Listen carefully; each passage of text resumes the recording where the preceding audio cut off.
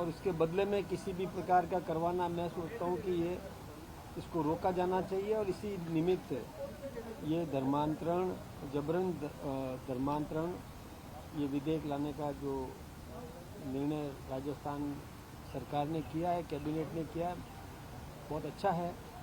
शांति कायम रहेगी, अपनी अपनी व्यवस्थाओं के अनुरूप सबको जीने का अवसर मिलेगा और मतावलंबी भी अपनी पूजा पद्धति, संस्कार, जो कुछ भी उन्होंने प्राप्त किए हैं और उस पर वो और अच्छे तरीके से निभा सकेंगे। इसलिए इसमें मैं सोचता हूँ कि ये जो कोई कहता है कि लव जिहाद नहीं है, लव जिहाद की घटनाएं बहुत हैं और ये सब जिससे अव्यवस्थाएं उत्पन्न होती है, उन्माद पैदा होता है, कोई व्यक्ति आक्रोशित होता है, किसी की भावनाओं को ठेस पहुंचती है, किसी की आस्था को ठेस पहुंचती है, तो ये ठीक बात नहीं है, उसको रोकना जरूरी है।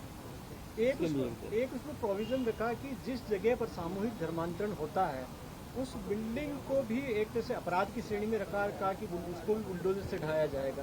क्या ये ठीक है? देखिए, कहीं भी प्रेशर देना, इस प्रकार की प्रवृत्ति को किसी भी प्रकार से संरक्षण देना, ये अपने आप में एक अपराध है।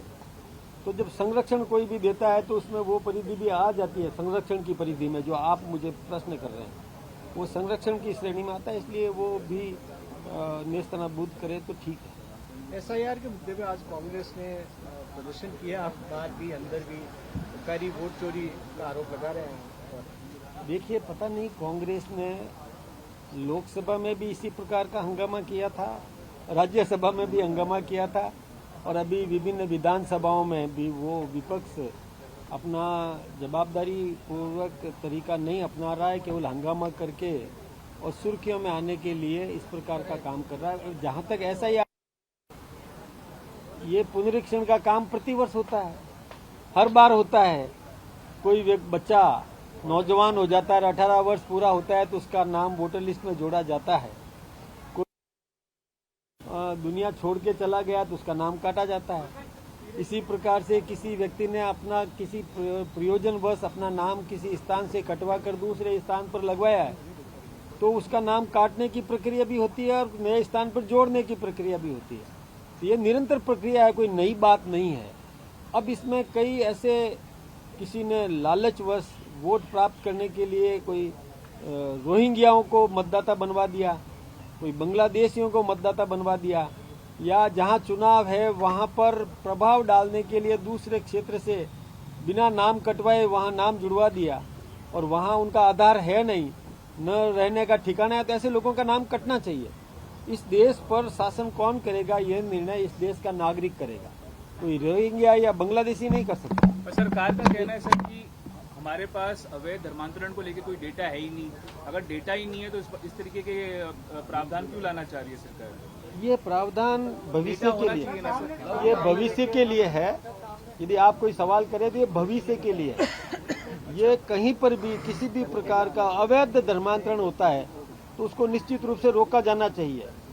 ये किसी की भावनाओं को ठेस पहुंचाना, किसी की आत्मा को चोटिल करना, किसी के परिवार को विखंडित करना, ये मैं सोचता हूं कि न्यायप्रिय नहीं है। मैंने फिर से कहा है कि ये सोच समझ करके कोई भी यदि अपना धर्मांतरण करता है, ये उसका मौलिक अधिकार है, लेकिन जबरन करवाना ये बिल्कुल जघन्य अपराध है। राजस्थान में हो रहा है कई स्थानों पर आप देख सकते हो। आप जाते नहीं है, थोड़ा पता करो क्षेत्र में हो रहा है। कहाँ क्या आप देख लीजिए, आप बर के आसपास में जाकर के, सेंधड़ा के आसपास में जाकर के देखिए। सरकार के पास डेटा तो आएगा ना सामने, पहले से कैसे होगा? करेंगे डेटा, जहाँ कहीं भी होगा, कोई भी करेगा, किसी भी प्रकार का वो कतई बर्दाश्त नहीं किया। आप एक तरफ कह रहे हैं कि हो रहा है, दूसरी तरफ कह रहे हैं डेटा नहीं है सर। डेटा तो भाई, आप डेटा है ना, आंकड़ा चाहते हो मेरे से, आंकड़ा हमारे पास होगा क्या बात करते हो आप? कैसे इस प्रकार के सवाल मत किया करो। जो मैं ये कह रहा हूँ कि जहाँ कहीं भी अपराध होता है उसको रोकथाम के लिए बुलाया जा रहा है। आपके पीछे किरोड़ीलाल जी भाई साहब खड़े हैं, SI भर्ती या जितने भी घपले हुए थे उसके बारे में मामला उठाया। अब ये चाहते हैं कि आप इन्हें अनुमति दें तो कुछ और भी ऐसे प्रकरण मुझे हटना है, अनुमति आपसे परमिशन मांग रहे हैं कि हमारे अध्यक्ष मुझे हटना है यहाँ से। भर्ती को लेकर के और भी मामले हैं जो सामने लाएंगे। एक मंत्री जी कह रहे हैं कि हाई कोर्ट ने उसको रद्द नहीं किया। उनका ये भी कहना था कि जिन्होंने सही तरीके से परीक्षा पास की है उनके साथ अन्याय नहीं होना चाहिए। आप गजेंद्र सिंह जी ने भी कहा, जोगाराम जी ने भी कहा। कुल मिलाकर के बीजेपी और सरकार का इस एसआई भर्ती को लेकर के मंतव्य क्या है, मतलब आप क्या चाहते हैं? देखिए, हमारा मंतव्य काम नहीं आएगा। हमारा ये है कि जो न्यायालय ने निर्णय दिया है उस निर्णय की समीक्षा होगी, कानून के विशेषज्ञ इसकी छानबीन जांच करेंगे, पूरा समझेंगे, समझ करके जो जनहित में होगा, युवकों के हित में होगा, वही निर्णय सरकार करने वाली है। सर, इस आपका फैसले क्या से मानना है सर, क्योंकि आपने चुनाव इस मुद्दे को लेकर लड़ा था कि इन भर्ती को जो गलत जिन्होंने किया उसको रद्द किया जाना चाहिए। हाईकोर्ट ने रद्द कर दिया।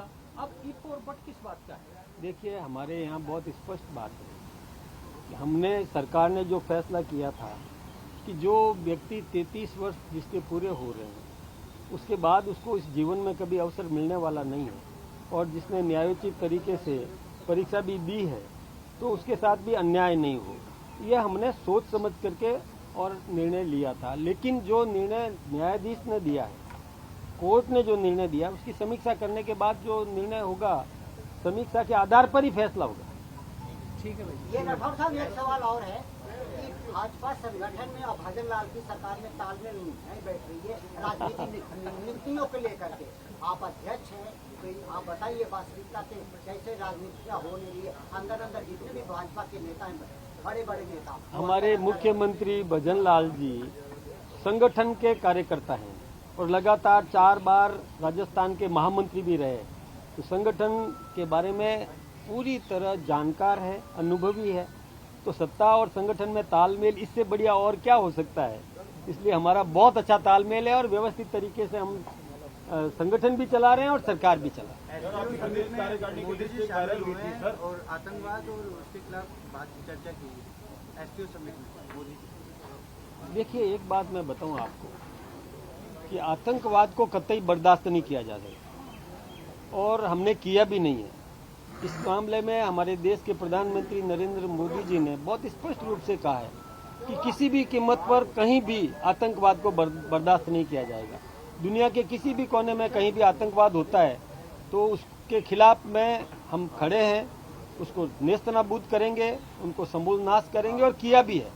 हमारे देश में भी कईयों ने किसी प्रकार की छेड़खानी करने की कोशिश की है तो उनको, उनके आधार को भी ध्वस्त करने का काम हमारे देश की सेना ने भी किया, हमारे नेतृत्व ने भी किया, और नेतृत्व आज दुनिया के विभिन्न क्षेत्रों में जाकर के और इसके प्रति एक समर्थन जुटा रहा है कि कहीं पर भी किसी भी प्रकार का आतंकवाद बर्दाश्त नहीं किया जाना चाहिए। सर, आपकी असली लिस्ट वायरल कब तक हो जाएगी?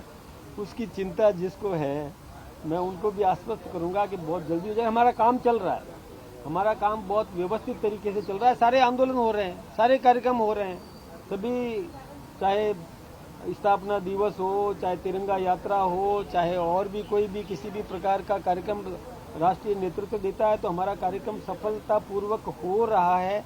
हम राजनीतिक दृष्टि से भी पूरे सक्रिय हैं, सब काम हमारे चल ही रहे हैं। और जहां तक आप सूची की बात करते हो तो बहुत जल्दी आपके सामने आ ही जाएगी। अच्छा, आपकी पार्टी की एक विधायक हैं नक्षम चौधरी, लगातार खिलाफ बयानबाजी कर रही हैं। एक मंत्री के खिलाफ उन्होंने मोर्चा खोल रखा है, क्या ठीक है ये?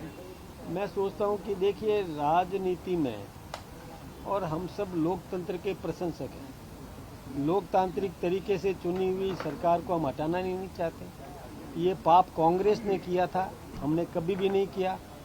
हम लोकतांत्रिक तरीके से ही सत्ता हासिल कर रहे हैं और उसी तरीके से सत्ता हासिल करेंगे।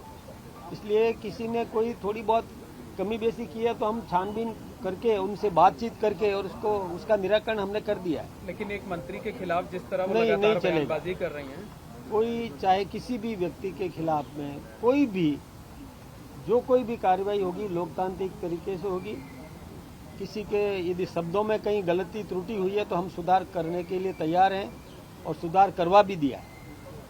ठीक है, छुट्टी मेरी